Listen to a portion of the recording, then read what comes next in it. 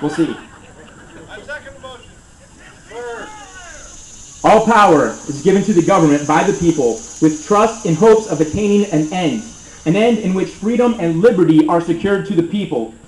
Should that end ever be opposed, neglected, or even ignored, then that trust is forfeited back into the hands of the citizens who gave it. The citizens then decide its new placement where they think best to ensure their safety and the security of their liberty.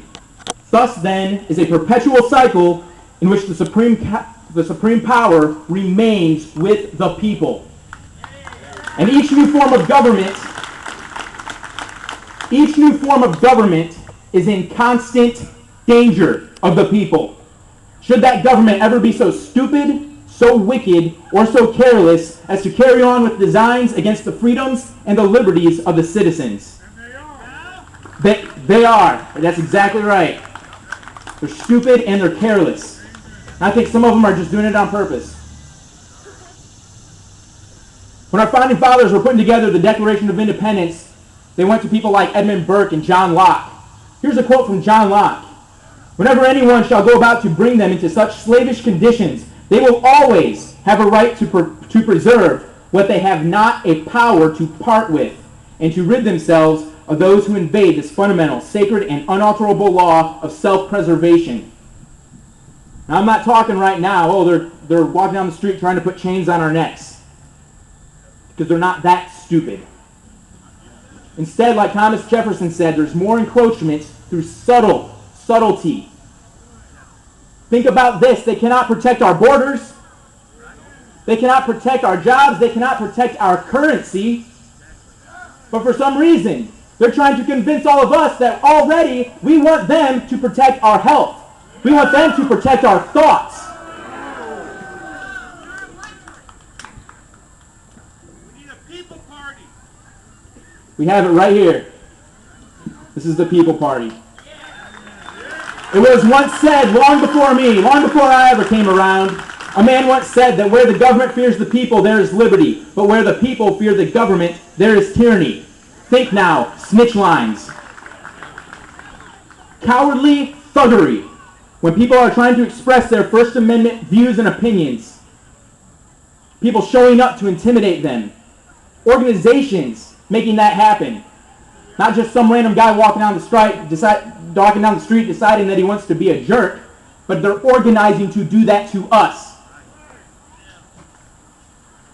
Let's go even a step further. Warrantless searches. It's the principle. The government should not have that power, and according to the Fourth Amendment, which they've already attempted to gut, they do not have that power.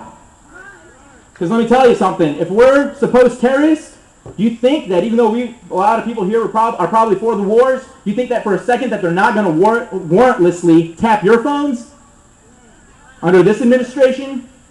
You know something? No men are free unless all men are free. It is not about what you believe at the time.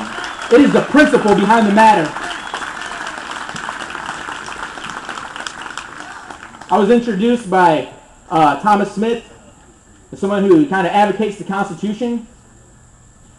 The last time I spoke at the Tea Party in St. Clair, one of the things I brought out, I mentioned the oath of enlistment that I took to support and defend the Constitution of the United States against all enemies, foreign and domestic. And there's a lot of other oath takers out there like me that think like me. And contrary to popular belief, we do not take an oath to the president.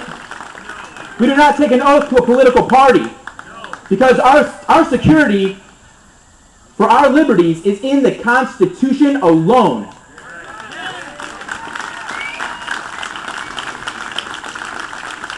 I'm getting ready to walk off right now. But before I do, I just want to say, as a way to encourage and as a warning shot, we have the power. But the only way that anything is going to happen is if we exercise our power, our authority, and our strength. That is the only way anything will get done. This is just a way to rally and encourage and motivate each other.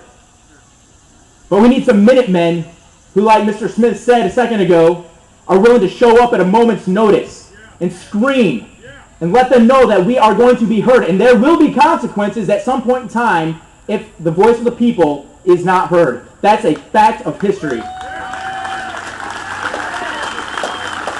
And this isn't about a Democrat-Republican thing. This goes back, Obama's really sped things up. But Bush, Clinton, and the list goes on and on and on. But we need to hold them down from their mischief with the chains of the Constitution. That's where our freedom is. Right now our country is kind of being set astir. There's a patriotic uprising, all right, all across America. There are meetings going on like this in probably about every single state, maybe even in every county, I don't know. When Thomas Paine first came to America, he said, when my country, into which I had just set my foot, was set on fire about my ears, it was time to stir. It was time for every man to stir. It is time for every man, woman, and child to stir. It is more than having a meeting like this. It is letters, it is phone calls, it is showing up, it is signs.